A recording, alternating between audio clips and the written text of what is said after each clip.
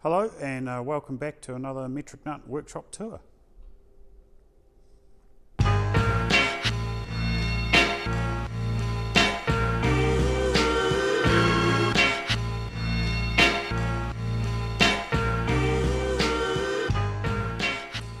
Okay, so some of you may know I've actually finally got my own personal Beetle all legal, so that's awesome news. It's taken far too long, many interruptions, but it's all legal, so now we're just driving it around and sorting out the sort of small teething issues you get to experience once you can sort of drive it a bit more. So, but yeah, overall very happy, and it's good to have it on the road finally.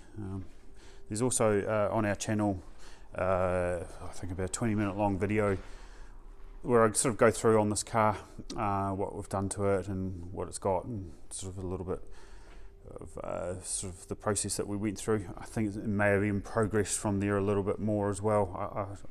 I'd have to check, but yeah, it's got I think we might have upgraded to some Porsche 4-pot 944 turbo rear brakes on it. That was sort of one thing we actually needed to do to get some better brake bias to get through the cert process. So currently we're just now that we're driving it really more, just doing a little bit of tuning. You can probably see the wee handheld down there, and just little fine sort of bits and pieces like making the accelerator pedal feel a little bit better, because it's a bit sort of jerky when you first initial bit of throttle, and you know, the little sort of fuel leak from the fuel tank and stuff like that when you go around a corner. So just sort of stuff you can only really experience once it's moving. So probably we posted a picture about this Kombi, I think just before Christmas. It's a recent import from the UK for a good client of ours, and it very promptly had some issues with the engine, which we've then the client actually decided to upgrade the engine from a 1641 to a 1904. So we're just on the tail end of that. We've just put the engine in back in the other day, and we're just going through the startup and tuning process. So it will probably come back to us a little bit later, and we will get it complied for New Zealand roads.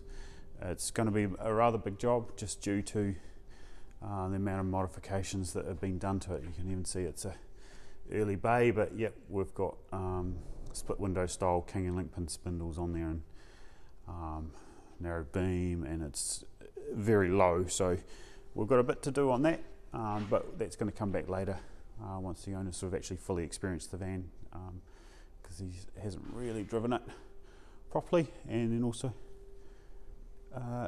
yeah, sorry, get around there. So yeah, just put an oil cooler on it, oil filter, and we're going to put an oil cooler on it. Oh yeah, we haven't done that yet, but we're going to do that. The panel van probably doesn't look like much, but quite a bit has happened. The main thing is actually, and we're going to do a separate video on this, you can see it's got rear disc brakes. This is the van that, and the owner's actually helped us with the disc brake kit, just due to his CAD sort of drawing skills. So this one is getting our rear disc brake kit, and that's to complement the front disc brake kit that we also make, the TMN good brakes. Once again, another video explaining those, search it on our channel if you want to sort of see what they are. But we're now doing a disc brake kit for the rear that sort of complements it, and I'll have a bit more update on that once we get a bit more sorted for it. But so yeah, I just sort of started to assemble it late last week, and then the engine's sort of just getting its final bits and pieces assembled on it. We're just sort of sorting out the tinware. Sorry, it's probably a pretty crazy view from underneath, but just get this tinware to all seal up so we can get some sort of good cooling. Sorting out the oil filler system. You can see, look, we have to block off the fuel pump pump position there, and so on, little things like that. And yeah, we've not much has changed on the front, because we pretty much nailed that late last year. He is going for some Fuchs wheels. This is a 6-inch wide one. It's going on the back, but we just decided to put it on the front because it was available, just to sort of just to check that our front hub that we've got here, I'll just show you. Oh, it's pretty hard to show, but we do have an adapter hub from our brakes to the Porsche pattern. You can actually see it just there. Actually, it's the same one. So it's an aluminium hub that bolts onto our hub in here. Oh, there we go. Hub on there, and then also the brake rotor goes onto it, but then it goes in the Porsche wheel. So you'll be running 6s on the back. We're probably going to detail those rims up as well. We're going to just sort of explore a few different ways of detailing them. But yeah, there's the hub there on our good brakes. He's actually ran them for a wee while and then brought the van in to get the engine and the suspension sorted, so that's why they've got a slightly used look. So there's that. We've got this little Kombi here that sort of got brought into us late last year, just before Christmas. He's away on holiday down south, and it's a client we've never met before. He's from Wellington, but unfortunately had a little engine issue, so it's in here getting a rebuild, and we hope to have that ready for him pretty soon as well. We're just sort of waiting for a little bit of outwork to come back, sort that out. So yep, this is a lovely wee Kombi. Get back to his owner in Wellington. We've got to make room for it because we've got another couple coming. I've got one from Wellington, one from Queenstown, and we've also had one arrive from Hastings, which is just we've got in storage down the road. Here's the 911 engine and gearbox that's out of that 911 powered Kombi that we showed you a couple of videos ago.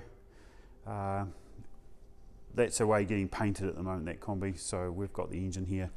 We will be getting on to a few bit of detailing, but we wanted to change out the flywheel for a full weight one, not a sort of race style lightened one.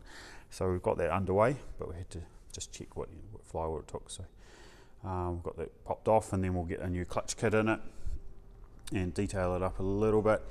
We're just going to see how it runs. That's sort of what the client would like us to do, and then if it needs any further work from there, we'll consult with him. Just got the 911 there, just doing a bit of work with that. Putting a new ECU, or because it is fuel injected, this one. ECU into it, bits of trim, some brake work, and probably a gearbox rebuild later as well. The ECU sits under the seat, hence why the seat's out there. I'll probably just poke in there. You can kind of see the bits in there. Also just fitted the earlier style mirrors, because it is a late model car. Late model, I say, 1985. The mirrors on it, so we end up sort of filling in the extra holes. Took out they normally have a wee side indicator here on the sort of 1980 and on, or 78 and on things. So yeah, we had that all painted by a local paint shop, so the Volkswagen fans paint shop. If you need anything done, give us a call and we can hand you on their details. Change the handles to chrome, so sort of the slow back date of a 1985 911 basically. Here's the Karmann gear. Oh, just back up here. Karmann gear, that's the one that we're building a 2180 Type 1. It's got a Pro Street gearbox in it, and it'll have four-wheel disc brakes and a bit of sort of stuff going on. We're getting that together at the moment. It's working along quite well, but there's also a lot more work because it has been converted to right-hand drive and has never been registered here in New Zealand. So we've got a lot of sort of compliance work to get through and LVV work to get through it, because it's been converted to right-hand drive. So yeah, we'll get there, but it's always a bit of work. That's tucked away because we're just finishing off the engine for him now. The Type 34 is getting there. We've spent quite a bit of time on it. It's quite fiddly, but getting the windows in. You can see we've got the front quarter lights there, and they're sort of sizing up the rear quarter windows. We managed to pop the rear screen in, which is fantastic because it went away and got the headliner put in it, so now we can just put the screen in. So yeah, we're quite happy that it's got the rear screen in there. We've got a few notes there. It's got that yellow tapers. You probably, if you've ever been in a workshop, you see a lot of stuff gets little notes put on everything. We no longer call it masking tape, we now call it memory tape, because it reminds us that we've got to do little bits of, come back to them and sort out little bits. But yep, good to get the rear screen in that. and various other bits, because a lot of work goes into it, but unfortunately you just don't see it straight away. And we also actually had the trim arrive. You can see it just over there. That's for the top of this windscreen, top of the roof line here, and also the rocket trim down the side there. So it was quite good to get that. And we've got a whole lot of other stuff coming. Managed to find sort of quite a unique supplier guy in Germany. Interesting guy to deal with, but hopefully we'll see some parts turn up soon. So yep, that's the quick overview of what we're up to today, basically. We're looking almost March 2022. So a snapshot of what we're into. Oh, just go into there. So we've got our engines on the go here. Yeah, I think we did an Instagram post the other day. If you want to sort of get more up-to-date stuff, you can follow us on Instagram. I feel like such a hipster quoting Instagram, but it's the life. This is the just over 2 litre 2058, I think, off the top of my head. The engine we're building for a guy's Kombi from Arrowtown. We're just sort of finishing off that. We've got that one's going in the Carbon gear. That one's for a 1303 Beetle, that's a 2180. And another 1904 in the corner there. Excuse me. Gonna sneeze. And that's the engine there for the green Kombi I was just talking about before. So that's just waiting on a little bit of outwork, and then it will be finished off. Probably all going well this week. So yep, a lot going on. Oh, we can see the tail end of CCing some heads actually. Just we know what CB quote them as, but we always go and check them as well. So yeah, it's just making sure everything's good and we know what it is, and then we actually can what the compression ratio was, what cam, and who it was for, and when we built it. So we can sort of go back and go, oh, that we like that engine, or that person liked that engine, and it's just a bit of information for us to call back on and sort of hone down on what works really well and what works okay. So yep, thanks for watching, and we'll catch up with you hopefully soon. Cheers.